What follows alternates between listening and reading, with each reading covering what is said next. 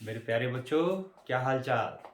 आज का हमारा टॉपिक है थ्रस्ट एंड प्रेशर। पहले हम समझेंगे कि थ्रस्ट क्या होता है और फिर हम समझेंगे प्रेशर क्या होता है। ठीक, थ्रस्ट को यूज करके ही हम प्रेशर की के बारे में भी जानेंगे।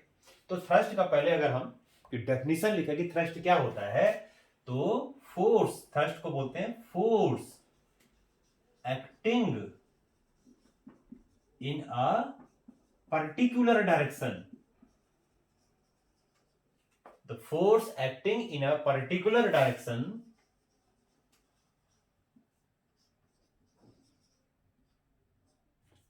called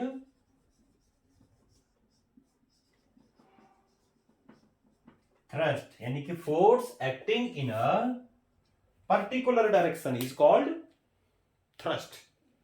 अब देखो, जैसे मान लो कि हम क्या करते हैं, एक कार्डबोर्ड लेते हैं, ठीक, और कार्डबोर्ड को ऐसे हमें मान लो दीवार पर चिपकाना है। यानी कि उसको, जैसे मान लो मेरे पास ये बोर्ड है, तो बोर्ड को क्या करना है, मुझे दीवार में लगाना है।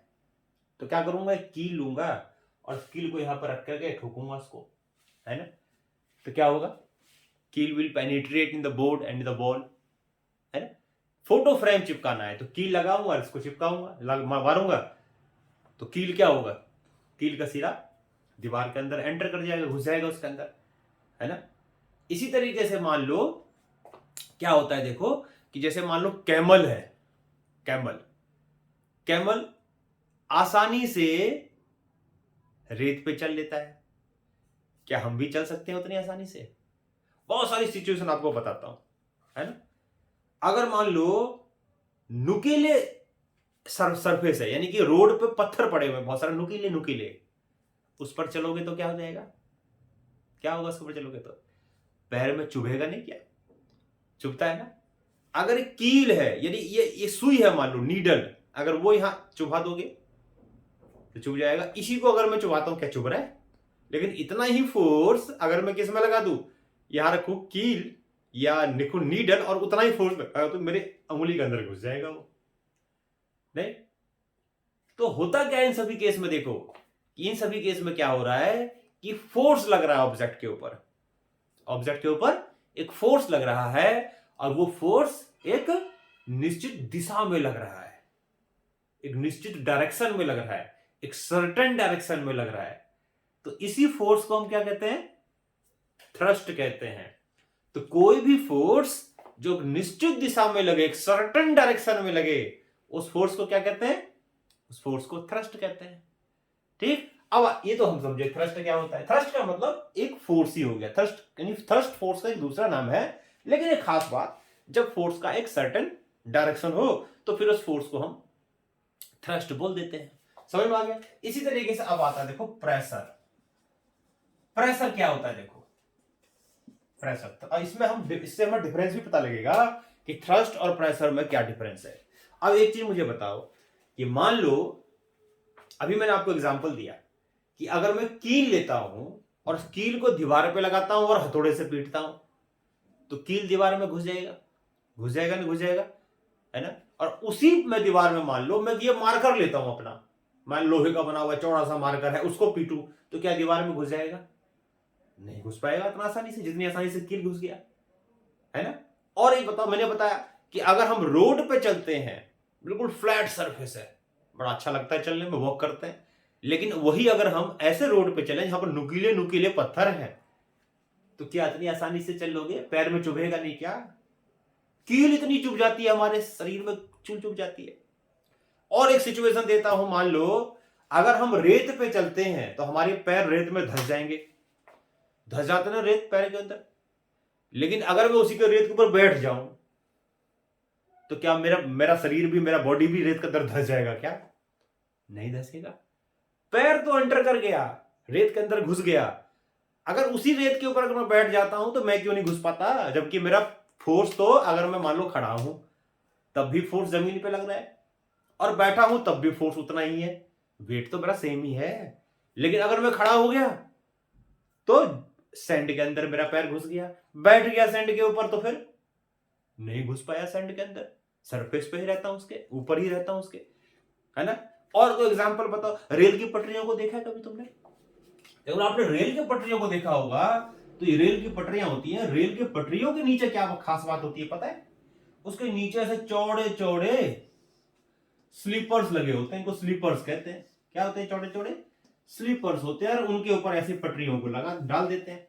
कभी सोचा ऐसा क्यों होता है कि जो रेल की पटरियां होती है उसके नीचे सीमेंट के या बड़े चौड़े चौड़े आयरन के, है ना, या फिर जो बजरियां भी डाल देते हैं। बजरियों का मतलब उसके टुकड़े, क्या कहते हैं उसको, पत्थर के टुकड़े भी रखे होते हैं, देखा है कभी?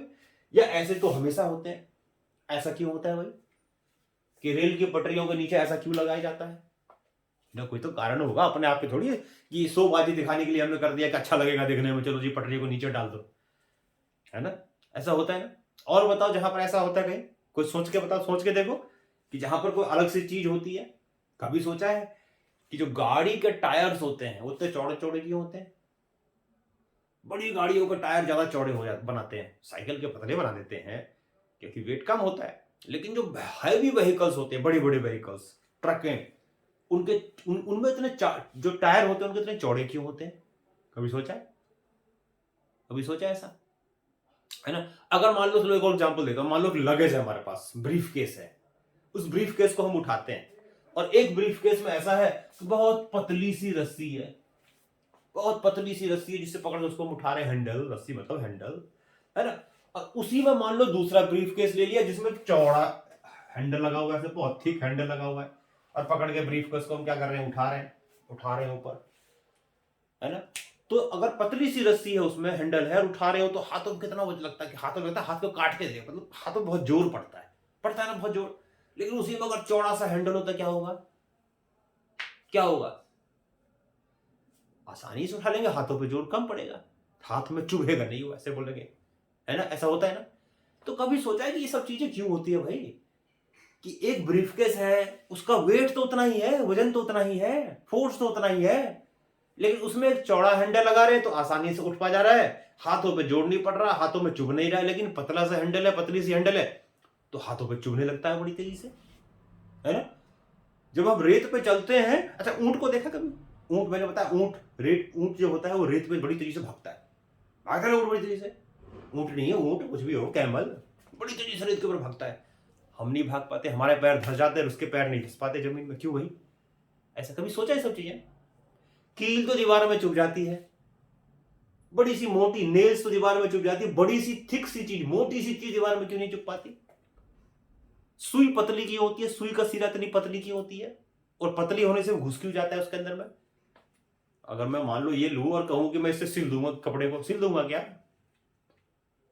कपड़ा फट जाएगा? सिलेगा नहीं। तो नील्स के सिरे इतने नुकीले क्यों होते, है ना। यानी किसी भी चीज का सिरा जब बहुत पतला होता है, हमने इस सब एग्जांपल से हम क्या सीखते हैं कि किसी भी चीज का सिरा जो बहुत पतला होता है, तो बहुत पतला होगा तो क्या होगा? यानी कि एक ऐसे तो एरिया कम होगा, ऐसे मान लो एरिया कम होगा, है ना। अगर मैं जमीन पे खड़ा हूं तो पूरा का पूरा वेट मेरे किस पे? पैरों पे है, पैरों का एरिया क्या होता है? कम। लेट जाऊंगा तो क्या होगा? मेरा वेट पूरा मेरे उस पे आ जाएगा, मेरा पूरा शरीर कांटेक्ट में आ जाएगा, मेरा पूरा का पूरा वेट कहां चला जाएगा? पूरा का पूरा वेट ज्यादा एरिया पे चला जाएगा। कैमल का भी पैर देखा है? कैमल का पैर जो होते हैं स्पंजी होते हैं, चौड़े चौड़े होते हैं और स्पंज की तरह होते हैं, यानी एरिया उनको ज्यादा होता है, हमारे पैरों का एरिया कम होता है, स्पंजी भी नहीं होते, वो होते हैं ना। कील जो होता है या ये सुई जो होती है, नीडल, उनके सिरे बहुत पतले होते हैं, इसीलिए घुस जाते हैं आसानी से। तो यहां हमने एक चीज सीखा इन सब एग्जाम्पल से कि जिस भी चीज का सिरा यानी कि एंड पॉइंटेड होगा, वो चीज उतनी आसानी से घुस जाएगी। और जिस भी चीज का सिरा बहुत मोटा होगा, सरफेस, सिरा का मतलब सरफेस एरिया, सरफेस एरिया ऐसे बोलेंगे, जिसका सरफेस एरिया ज्यादा होगा वो उतनी आसानी से नहीं घुसेगा किसी चीज में, है ना। यानी हम सब एग्जांपल से देख रहे हैं कि अगर एक फोर्स ज्यादा एरिया पर लग रहा है, यानी कि कैमल का वेट, कैमल का एरिया ज्यादा है पैर का, हमारा एरिया कम है, अगर मैं जमीन पे खड़ा होता हूं रेत पे तो कम एरिया पे फोर्स लगा रहा हूं, लेट गया या बैठ गया तो ज्यादा एरिया पे फोर्स लगा, है ना। अगर मैंने कील के ऊपर फोर्स लगाया तो कम एरिया पे लगाया, या नीडल पे फोर्स लगाया तो कम पॉइंटेड होते हैं, कम एरिया पे फोर्स लगाया। तो हमने यहां से ये सीखा कि जब ज्यादा एरिया पे फोर्स होता है तो क्या होता है, ज्यादा एरिया पे जब फोर्स होता है तो फोर्स का इफेक्ट कम होता है, और वही फोर्स अगर जितने कम एरिया पे लगता है फोर्स का इफेक्ट उतना ही ज्यादा होता है। इसलिए क्या होता है, कील कम एरिया पे लग रहा है फोर्स, कील के ऊपर या नीडल के ऊपर, है ना। हमारे पैरों पे एरिया कम है, ज्यादा फोर्स, ज्यादा ज्यादा कम एरिया पे फोर्स लग रहा है तो आसानी से घुस जाएगा किसी चीज के अंदर। और वही फोर्स अगर ज्यादा के सरफेस पे लगे तो क्या होगा, वो उसका इफेक्ट, फोर्स का इफेक्ट कम हो जाएगा। इसी फोर्स के इफेक्ट को हम कहते हैं प्रेशर। क्या कहते हैं, प्रेशर। अगर कोई भी फोर्स जितनी ज्यादा एरिया पे लगेगा इफेक्ट फोर्स का उतना ही कम होगा तो हम बोलेंगे प्रेशर कम होगा। यानी किसी भी फोर्स, कोई भी फोर्स जितने ज्यादा एरिया पे लगेगा हम बोलेंगे कि फोर्स का इफेक्ट उतना ही कम होगा, यानी कि प्रेशर उतना ही कम होगा। और किसी भी फोर्स का इफेक्ट, फोर्स जितने कम एरिया पे लगेगा हम बोलेंगे फोर्स का इफेक्ट ज्यादा होगा, और बोलेंगे प्रेशर ज्यादा होगा। यानी कि कील के नुकीले होने की वजह से ज्यादा प्रेशर लगाता है, इसीलिए दीवार में आसानी से घुस जाता है।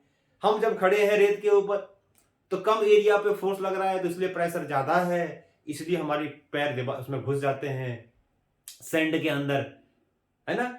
शिप को देखा कभी, शिप जो होता है कितना एरिया ज्यादा होता है उसका, पानी के अंदर नहीं घुस पाता वो।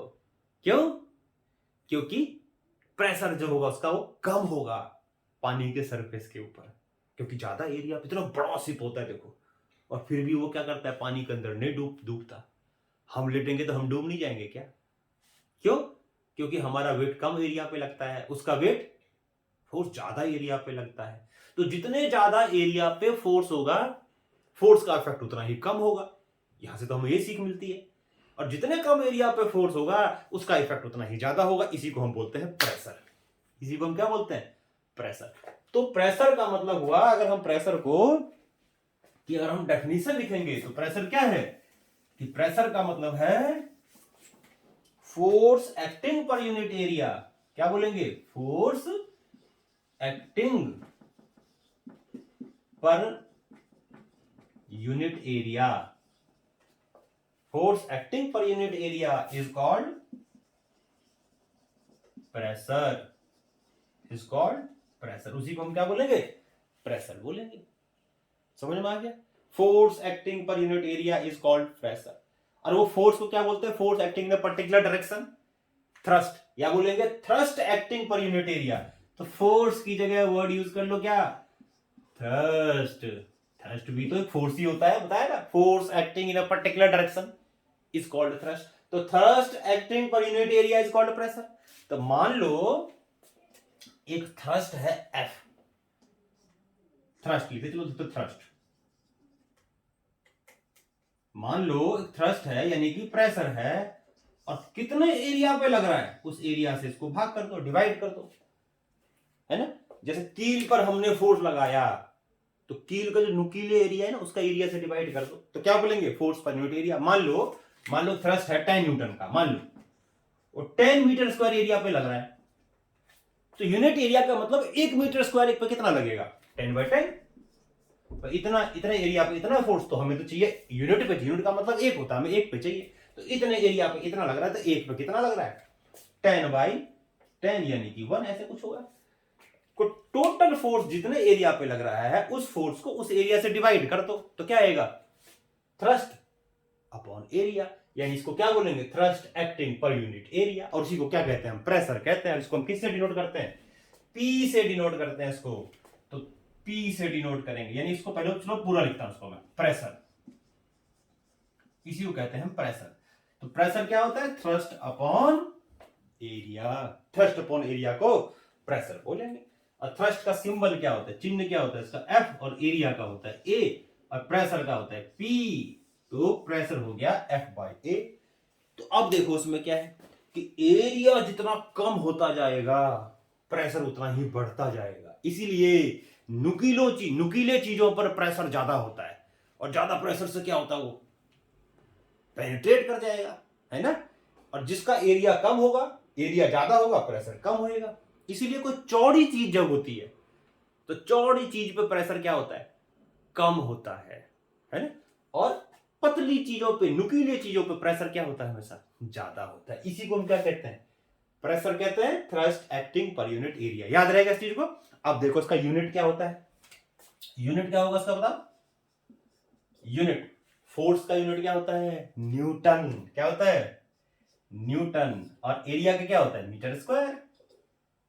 तो क्या हो जाएगा फिर, ये न्यूटन पर मीटर स्क्वायर, ये इसका यूनिट हो गया। देखो तो क्या हो गया इसका unit, Newton per metre square. Newton upon metre square, Newton per metre square किसका यूनिट हो गया, ये प्रेशर का यूनिट हो गया, न्यूटन पर मीटर स्क्वायर। समझ में आ गई बात। तो ये हमारा हो गया प्रेशर, समझ में आ गया बड़े अच्छे से, प्रेशर क्या होता है, थ्रस्ट क्या होता है, ठीक है। तो ये हमारा हो गया प्रेशर और थ्रस्ट। अब देखो एक चीज, अब इसमें थोड़ा सा मैं आगे एक और चीज बताऊं कि क्या क्या लिक्विड भी थ्रस्ट लगाती है। लिक्विड को पता है क्या बोलते हैं, फ्लूइड बोलते हैं, फ्लूइड। तो thrust of fluid, thrust of fluid. Fluid को हम, लिक्विड को समझो, लिक्विड और गैसेस को अभी हम एक साथ जब बोलते हैं ना तो उसको फ्लूइड वर्ड बोलते हैं। लिक्विड और गैसेस को जब एक साथ, FLUID, तो अगर हम लिक्विड और गैसेस को एक साथ बोलेंगे, एक कॉमन नाम देंगे, फ्लूइड, ठीक। तो अभी हम लिक्विड की बात करते हैं। तो क्या लिक्विड भी थ्रस्ट लगाती है, फोर्स लगाती है। एक चीज मैं आपको बताऊं, एग्जांपल देता हूं। सपोज करो एक हमारे पास बोतल है, मान लो बैलून ले लिया, लो बैलून लिया हमने, और बैलून में हमने पानी भर दिया, ठीक। और एक बैलून में छेद कर दिया हमने जरा सा, तो क्या हो गया, पता है क्या होता है, पानी बाहर निकलने लगता है ना, है ना। अगर उसी बैलून के अंदर हम मान लो कोई सॉलिड चीज भर देते हैं, उसमें छेद कर दिया, तो क्या बाहर निकलेगा वो, है जैसे ईंट का टुकड़ा डाल दिया उसके अंदर मान लो, या है मान लो हमने बकेट लिया, टैंक है हमारे पास, टैंक में भरा हुआ मान लो ईंट बजरी से भरी हुई है, उसमें हमने भर दिया, तो क्या ईंट बजरी बाहर निकलेगी भर भर भर भर करके, बड़े बड़े जो उसमें मान लो कुछ चीज रखा हमने, सॉलिड चीज रखा, तो क्या वो बाहर निकलना शुरू हो जाएगा, छेद करते नहीं निकलेगा।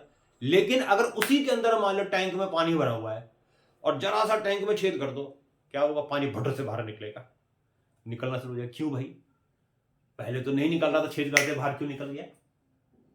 ऐसे मानो कि ये मैं रूम में खड़ा हूं, ठीक, और रूम में 100 लोग भर दिए, दो छोटा सा रूम है, 200 लोग भर दिए, मान लो 200 लोग भर दिए, तो ऐसे से भिजे हुए सारे, एक दूसरे से भिजे हुए हैं, है ना, धक्का मार रहे हैं एक दूसरे को, निकलने की कोशिश कर रहे हैं, लेकिन निकल नहीं पा रहे रूम से। क्यों, क्योंकि दरवाजा बंद है, दीवार है चारों तरफ क्लोज है, मतलब।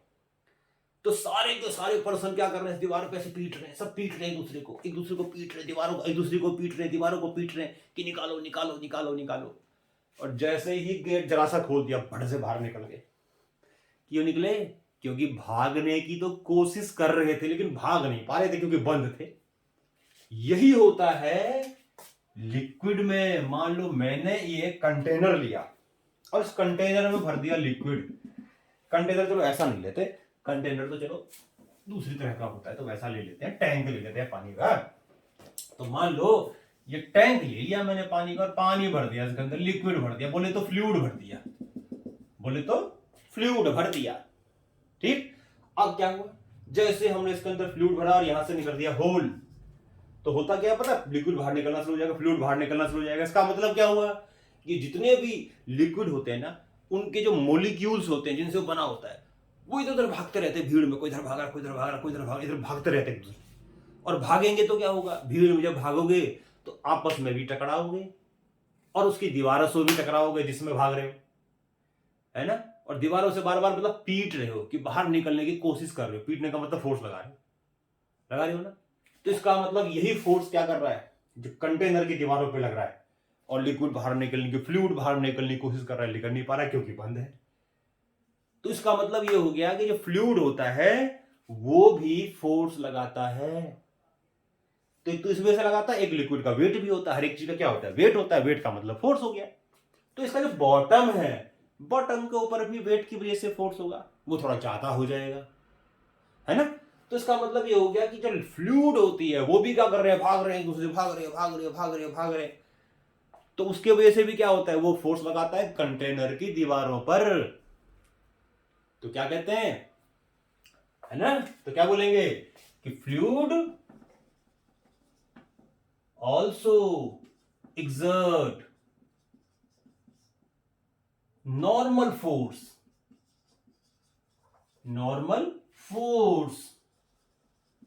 on the surface of container, on the surface of container in which it is placed, in which it is placed, in which it is placed। ठीक, कॉल्ड, क्या बोलेंगे इसको, called thrust of fluid. Normal force को thrust बोलते हैं, particular direction में जब लगता है तो कॉल्ड थ्रस्ट ऑफ फ्लूइड। तो इसको हम क्या कहते हैं, फ्लूइड का थ्रस्ट कहते हैं, फार्मूला वही होगा, फोर्स अपॉन एरिया, ज्यादा एरिया कम थ्रस्ट।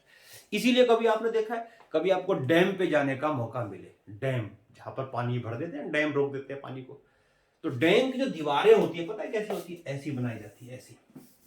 कभी भी डैम की, यहाँ जैसे ये डैम है, मान लो ये पानी भरा हुआ है, ये पानी रुका हुआ है ऐसे, तो डैम की दीवार ऐसी होती है। कभी भी डैम की दीवार ऐसे नहीं होती कि यहाँ हमने दीवार डैम बना दिया और यहाँ हमने पानी को रोक दिया, ऐसे पानी रुका हुआ है। डैम की दीवार हमेशा तिरछी होती है, क्यों, क्योंकि जितना ज्यादा एरिया होगा, जितनी तिरछी होंगी उतना एरिया ज्यादा होगा, पानी का प्रेशर क्या होगा, ज्यादा। अभी पता है, पानी का अगर ज्यादा एरिया पे लगता है फोर्स तो प्रेशर कम होगा, वही तो पता है, पीछे भी सारी वही चीज चल रही है। तो इसीलिए ऐसे तिरछा बनाया जाता है, जिससे क्या हो कि थ्रस्ट कम लगे और ज्यादा लगे। थ्रस्ट जो है, थ्रस्ट प्रेशर कम हो, क्योंकि एरिया ज्यादा होगा, तो ज्यादा एरिया होगा तो प्रेशर कम होगा, अभी तो बताया था पीछे, कम एरिया।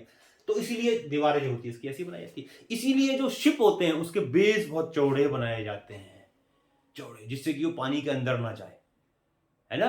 थ्रस्ट जो लगे वो कम उस पे लगे, ज्यादा एरिया पे लगे, तो ज्यादा एरिया पे लगेगा तो प्रेशर क्या होगा, पानी के अंदर जो प्रेशर लगेगा कम लगेगा, तो पानी के अंदर वो चीज डूबेगा नहीं जल्दी आसानी से, हम डूब जाएंगे, शिप नहीं डूब पाती इसलिए। तो ये हो गया हमारा थ्रस्ट और प्रेशर। ठीक, अब इसके ऊपर मैं आपको एक छोटा सा न्यूमेरिकल करके बताता हूं, आपको समझ में आ जाएगा कंसेप्ट बहुत आसानी से। देखो एक, चलो छोटा सा एक न्यूमेरिकल करते हैं थ्रस्ट के ऊपर।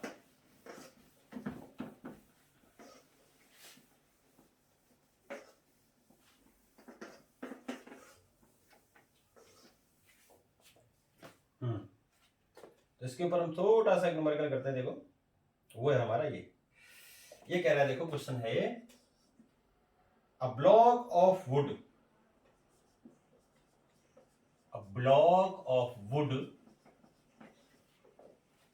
kept on a tabletop, table के ऊपर रखा है। The mass of the wooden block is, mass of wooden block is 5 kg। मान लो उसका वेट, मास ले लिया 5 kg। डायमेंशंस आर, और इसके डायमेंशंस क्या है, dimensions are 40 centimetre, 20 centimetre into करके लिखा हुआ है ये, और 10 सेंटीमीटर इसका डायमेंशन, लेंथ ब्रेथ और हाइट इसका है। फाइंड दी, क्या निकालना है देखो, find the pressure, by the wooden block, wooden block का क्या निकालो, प्रेशर निकालो, ऑन टेबल टॉप पे प्रेशर निकालो। If it is made to lie, if it is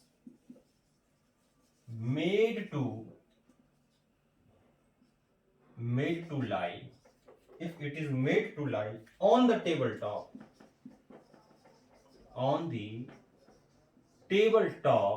made to lie on the tabletop with its side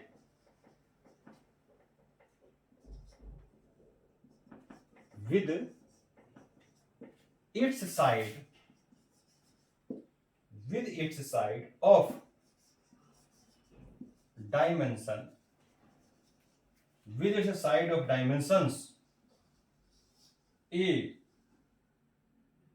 20 centimetre into 10 centimetre और B 40 centimetre और into 20 centimetre. ये है दोनों ही केसेस में हमें देखो एक ऑब्जेक्ट है उसको हम सरफेस पे रखते हैं, मान लो ईंट का टुकड़ा है उसको सरफेस पे रखते हैं, तो कितना प्रेशर लगाएगा। प्रेशर का मतलब बता एरिया पे डिपेंड करता है। एक ही फोर्स को अलग अलग एरिया पे लगाएंगे तो प्रेशर अलग अलग होगा। एरिया ज्यादा होगा प्रेशर कम होगा, एरिया कम होगा प्रेशर ज्यादा होगा। अभी तो पता है। तो वही चीज कहते हैं कि एक केस में कह रहा है देखो ये हमारा, इसका सॉल्यूशन करते देखो। सबसे पहले इसका वेट निकालते हैं। तो वेट क्या होता है mg, तो पता ही आपको है ना। वेट कितना है इसका, मास कितना 5g लेते हैं 9.8, तो कितना हो गया ये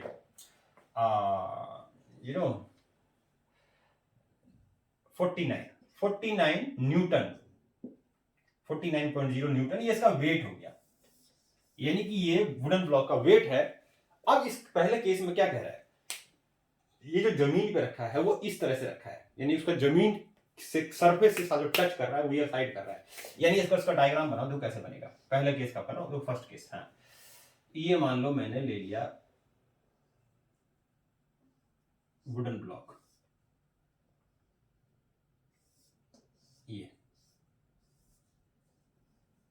ये वुडन ब्लॉक है। अब देखो ये जमीन पर इस तरीके से रखा है। इसकी जो ये वाली साइड है, मान लो ये वाली साइड है, ये कितनी है 20 सेंटीमीटर, और ये वाली साइड जो है इसकी वो है 10 सेंटीमीटर। ऐसे ऐसे ले लिया ये 20 सेंटीमीटर, ये वाली साइड कितनी है 10 सेंटीमीटर, ये साइड ये 10 सेंटीमीटर छोटी साइड है मान लो, है ना। इस तरीके से रखा हुआ है 10 और 20। अब इसमें ये कह रहा है कि ये कितना प्रेशर लगाएगा जमीन, ये जमीन पे रखा है सरफेस पे रखा हुआ है, ये कितना प्रेशर लगाएगा। तो पहले इसका एरिया निकालोगे, प्रेशर का फॉर्मूला क्या है F/A, तो F तो आपको पता लग गया इतना, W/F, A निकालना पड़ेगा।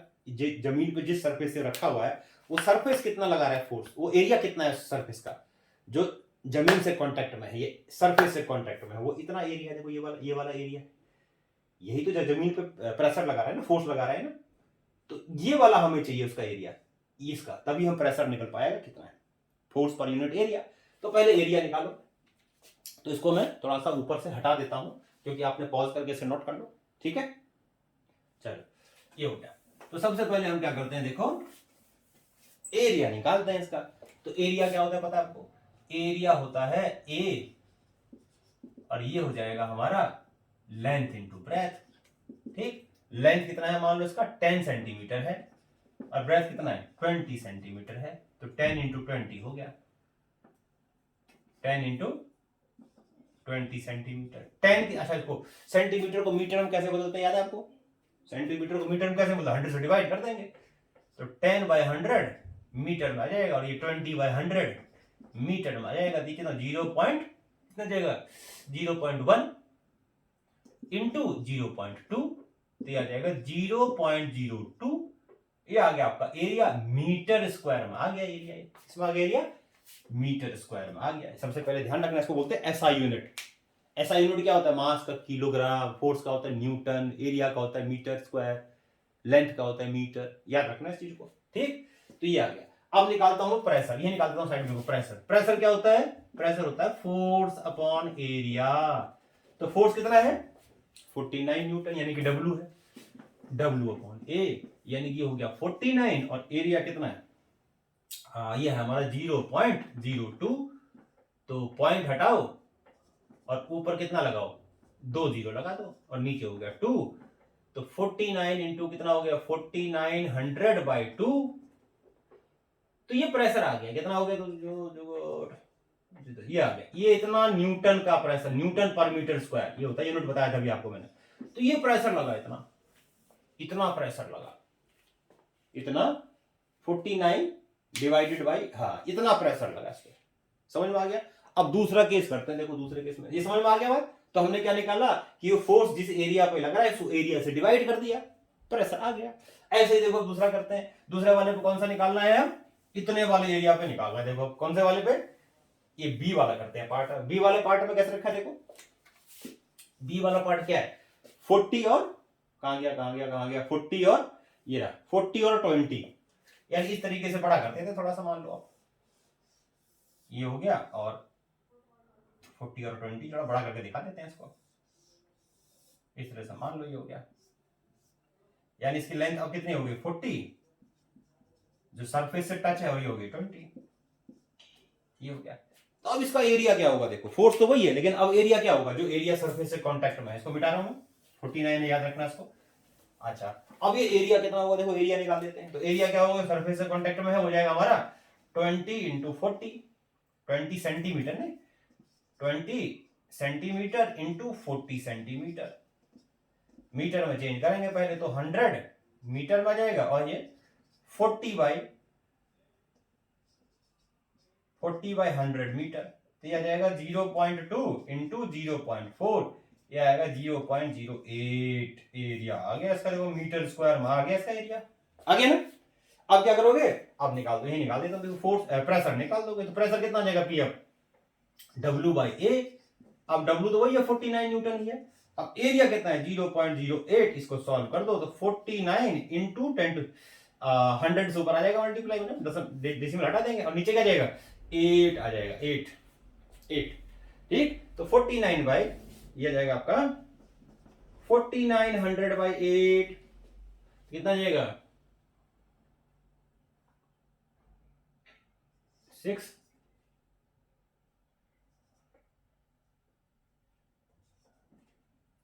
ये लगभग आ जाएगा मान लो। तो ये आ गया देखो प्रेशर। अब ये चलो इसको P1 कर देता हूं, उसको P2 कर देता हूं, ये P2 आ गया हमारा, मान लो P2 आ रहा है ठीक, ये P2 आ रहा है ठीक। अब देखो यहां पर क्या है कि बाद वाला एरिया ज्यादा था, पहले वाला एरिया कम था, तो प्रेशर क्या है, कम एरिया प्रेशर ज्यादा, ज्यादा एरिया प्रेशर कम, ज्यादा एरिया प्रेशर कम। तो जितने ज्यादा एरिया पे प्रेशर कम लगेगा, फोर्स तो सेम था, लेकिन जितने ज्यादा एरिया पे लगेगा फोर्स, प्रेशर उतना ही कम होता जाएगा। तो ये हमारा जो कंसेप्ट था आज का, कि हमने सीखा कि जो प्रेशर होता है, जितने ज्यादा एरिया पे प्रेशर लगाएंगे उतना ही फोर्स लगाएंगे उतना ही प्रेशर कम होता जाएगा। इसीलिए हमने देखा बहुत सारी चीजें कि कील आसानी से क्यों घुस जाती है, मोटी चीज नहीं घुस पाती दीवारों में, जो नीडल्स होते हैं पतले क्यों होते हैं, कैमल के पैर, कैमल जो है रेत पे आसानी से क्यों चल लेता है, हम नहीं चल पाते, हम अगर रेत पे बैठ जाएं या लेट जाएं तो रेत के अंदर नहीं घुस पाते, हमारा पैर अंदर घुस जाता है रेत के अंदर, हम पानी में डूब जाते हैं, शिप नहीं डूब पाता आसानी से, क्यों, इसका भी वही रीजन है ना। एक सूटकेस जिसका हैंडल पतला है उसको निकालना उठाना बड़ा मुश्किल है, और जिसका हैंडल बहुत चौड़ा है उसको उठाना उतना ही आसान है, हाथों में कम दर्द होता है ना। तो ये सारी चीजें हमने समझी, और इस सब जगह हमने कौन सा कंसेप्ट यूज किया, प्रेशर का, और क्या सीखा, ज्यादा प्रेशर कम, ज्यादा एरिया कम प्रेशर। समझ में आ गया। तो ये अब ये हमारा आज का लेक्चर रहा। अगले लेक्चर में यानी कि अगले वीडियो में मैं आपको बताऊंगा एक नई चीज और बहुत ही इंटरेस्टिंग चीज, और उसका नाम है बायंसी। बायंसी देखेंगे क्या होता है, और फिर हम देखेंगे आर्किमिडीज प्रिंसिपल क्या होता है, कि दो चीजें करेंगे और बहुत ही इंटरेस्टिंग, बहुत ही मजेदार टॉपिक, क्या, बायंसी और आर्किमिडीज प्रिंसिपल। तो ये दो चीजें हम अगले लेक्चर में करेंगे। तब तक के लिए टाटा बाय, सी यू।